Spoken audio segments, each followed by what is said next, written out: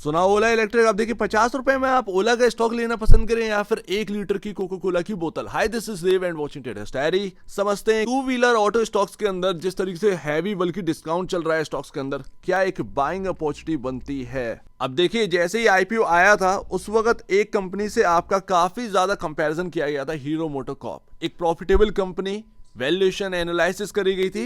But आज की date में आप देखिए कि कितना बुरा हाल हो चुका है हीरो मोटोकॉर्प का भी, यानी कि कोई भी स्टॉक सेफ नहीं है टू व्हीलर ऑटो स्टॉक के अंदर। लॉसेस दोनों ही जगह हैं। आप देखेंगे रिटेल इन्वेस्टर काफी इंटरेस्ट दिखा रहा है ओला इलेक्ट्रिक के अंदर, कुछ लोग हीरो मोटोकॉर्प के अंदर।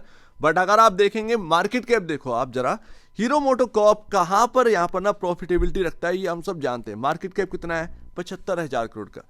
वही ओला इलेक्ट्रिक का 21,000 करोड़ का मार्केट कैप है। तो यहां पर आप समझ रहे हैं ना कि टू व्हीलर ऑटो स्टॉक्स का काफी बुरा हाल है। ऐसा नहीं है कि ओला इलेक्ट्रिक के शेयर होल्डर ही सिर्फ और सिर्फ ट्रैप है, हर जगह आपको ट्रैप देखने को मिल रहा है। एंड आप हाई से काउंट करिए 158 रुपए की प्राइसिंग से, वहां से अगर आप काउंट करेंगे मोटा मोटा, अगर हम 160 रुपए ले लें, वहां से अगर हम देखें तो ये स्टॉक है 60% से ज्यादा की गिरावट झेल रहा है। अब अगर आप इस चीज को अगर आप देखेंगे तो ये प्राइसिंग जो बिकी थी उस वक्त, ये सिर्फ एक ट्रेडर ने अपना एंजॉय किया था। आफ्टर आईपीओ आप जानते हैं किस तरीके 75 रुपए से बाइंग आई थी। कैंडल आपके सामने है, 4-5 दिन में ही 158 रुपए यहां पर हिट कर गया था। यही तो बात है, यहां पर ना आईपीओ जब आए ऐसे आईपीओ तो धड़ाधड़ ट्रेडर ने काफी एंजॉय किया एंड उसके बाद भुगतता है इन्वेस्टर। बट आज की डेट में अगर आप देखेंगे तो अब यहां पर क्या होना है, ये सबसे बड़ी बात है। डिपेंड करता है क्वार्टरली नंबर्स पर, यकीन मानिए क्वार्टरली नंबर्स पर ही आके यहाँ पर ना डिपेंड करता है। बहुत सारी दिक्कतें हैं, गवर्नमेंट की तरफ से दिक्कतें हैं, डेटा ठीक नहीं है वगैरह वगैरह। अगर हम सारी चीजों को हटा दें, क्वार्टरली नंबर क्या बोलते हैं इसी पर स्टॉक रिएक्ट करेगा। एंड देखिए, म्यूचुअल फंड का डेटा देखकर बहुत सारे लोग सरप्राइज हो गए। मुझे कमेंट आए थे, मैंने देखा भैया म्यूचुअल फंड का डेटा सबसे बड़ा धोखा दे दिया। सबसे बड़ा धोखा म्यूचुअल फंड के डेटा ने दिया। हर जगह एक ही खबर छुपी है कि बहुत सारे लोगों ने, म्यूचुअल फंड वालों ने बाइंग की है ओला इलेक्ट्रिक के स्टॉक के अंदर। अगर आप पूरा डेटा खंगालेंगे तो टॉप फंड तो आपका यहां पर ये रहे, टॉप स्कीम्स, मेरे ही asset, large cap and mid cap fund यहां पर ना 107 करोड़ 38 लाख रुपए यहां पर ना उनका वैल्यू बनती है, जो कि 31.68% का लॉस लगा हुआ है। लगातार ये बेच रहे हैं लॉसेस पर। 26.82% का यहां पर ना इन्होंने शेयर बेचा है मार्च में, आप समझ रहे हैं ना। उसके बाद मेरे ही ने बहुत सारा यहां पर ना अपना शेयर्स हटा दिया है। जो बाइंग हुई है, अगर आप पूरा डेटा देखें, लिस्ट बहुत लंबी है। उस लिस्ट में अगर आप देखेंगे तो मोस्टली जो जितनी भी यहां पर नई स्कीम्स आई हैं म्यूचुअल फंड्स की, कितना वैल्यू यहां पर पुट किया? 29 लाख रुपए की खरीदारी।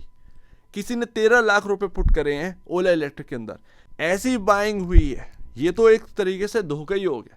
तो आप एकदम चौंक गए होंगे कि म्यूचुअल फंड, बहुत सारे लोग यहाँ पर ना लाइन लगा खड़े हो गए हैं ओला इलेक्ट्रिक के बाई करने के लिए शेयर्स को। बट ऐसा कुछ भी नहीं है, वैल्यू देखेंगे तो ना बराबर है। अब देखिए, ओला को मैं ना जाने कब से कवर कर रहा हूं। मैं आपके सामने मैंने बहुत समझाया कि 158 और 100 रुपए के ऊपर का प्राइसिंग आपके लिए, बाई के लिए है ही नहीं। ये ट्रेडर आएगा, एंजॉय करेगा, उसके बाद इन्वेस्टर भुगतेगा एंड वही सारी चीजें होती हुई नजर आई हैं। बिकॉज ऑफ, मैंने अभी आपके सामने एग्जाम्पल रखना कि हीरो मोटोकॉर्प इतनी बढ़िया प्रॉफिटेबल कंपनी है, फिर भी उसको वैल्यू नहीं मिल रही है। बजाज ऑटो यहां पर वैल्यू मिली, लेकिन देखिए कि उसके स्टॉक का क्या हाल हुआ। समझ रहे हैं ना इस बात को। कंपटीशन काफी टफ है। मॉडल्स जब उतरते हैं बाइक्स के, कब क्या यहां पर ना एकदम से चेंज हो जाए कुछ पता नहीं चलता है। एंड दैट्स वाई वैल्यूएशन इतनी आसानी से इन कंपनी को दी नहीं जाती। तो वही मैं आपको बता रहा हूं। मैं तो ऑलरेडी आपसे बुक वैल्यू की बात करता था। 13.62 का यहां पर बुक वैल्यू है आपका। अभी आप चल रहे हैं 50 रुपए पर, ठीक है ना।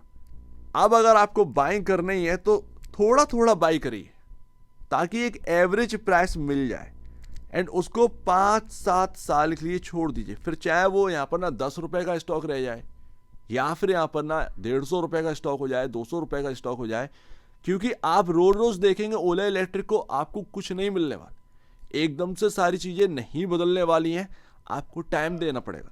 And that's why book value काफी नीचे है, स्टॉक काफी ऊपर है। ऊपर से यहां पर ना क्वार्टरली नंबर्स कैसे आएंगे पता नहीं है, ऊपर से एक लॉस मेकिंग कंपनी है। तो आप आसानी से इसमें ना एकदम से प्रॉफिटेबिलिटी नहीं कमा सकते। हो सकता है कि प्राइसिंग में थोड़ा थोड़ा उछाल आ जाए एकदम से यहाँ पर ना, लेकिन एकदम से वो नीचे आ जाए। तो यही मैं आपको बता रहा हूँ, प्ले करने के लिए बहुत कुछ है। प्ले करने के लिए लोग काफ़ी ज़्यादा स्टॉक्स के अंदर मिल जाएगा, इंपॉर्टेंट जगह पर आ चुका है स्टॉक, वहाँ से एक प्ले कर लिया, 10% की तेज़ी मिल गई, बस भैया बाहर निकल गए, रिटर्न कमा लिया।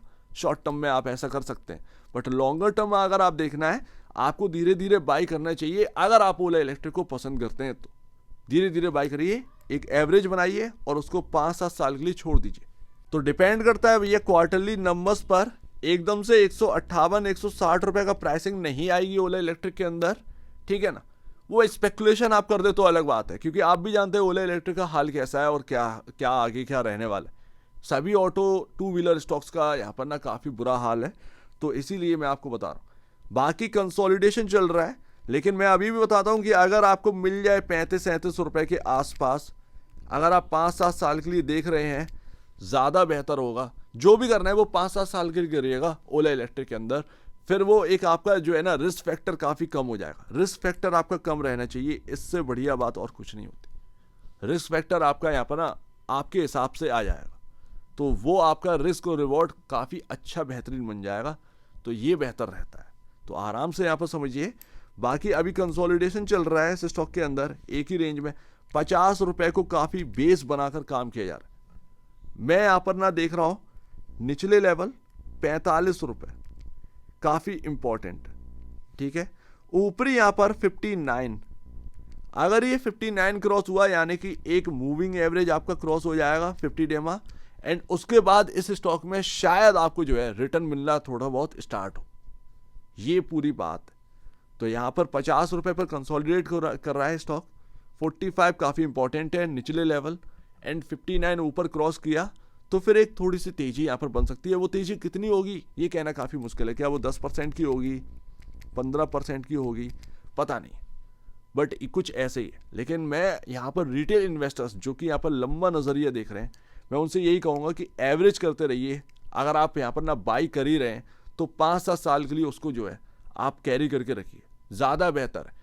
क्या वो इन्वेस्टमेंट डूब जाएगा पता नहीं है भाई, लेकिन रिस्क रिवॉर्ड आपका जो 100 रुपये पर बाई किया है, 150 पर बाई किया है, 130 पर बाई किया है, उससे काफ़ी ज़्यादा आपको अच्छा मिल रहा है। अब सोचिए 1000 शेयर अगर किसी ने बाई करके छोड़ दिए होंगे, 1.5 लाख का माल फंसा हुआ है उसका, स्टॉक चल रहा है 50 रुपये पर, 150 पर 1000, 1.5 लाख रुपए का कितना यहाँ पर वैल्यू बन रही है, 50,000 की वैल्यू बन रही है।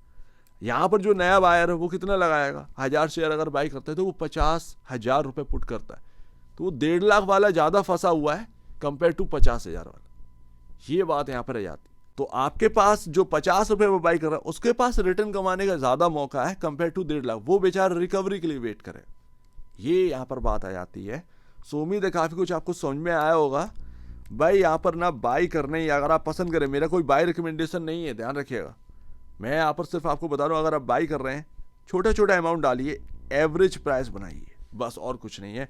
बाकी बुक वैल्यू 13.92 की है, ध्यान रखिएगा। और आगे आने वाले क्वार्टरली नंबर्स बताएंगे कि ये 50 रुपये पर रहने वाला है या नहीं है, या 35 रुपये पर आने वाला है, या 30 रुपये पर आने वाला है, ये आगे डिसाइड होगा क्वार्टरली नंबर से। सो उम्मीद है काफ़ी कुछ आपको समझ में आया होगा।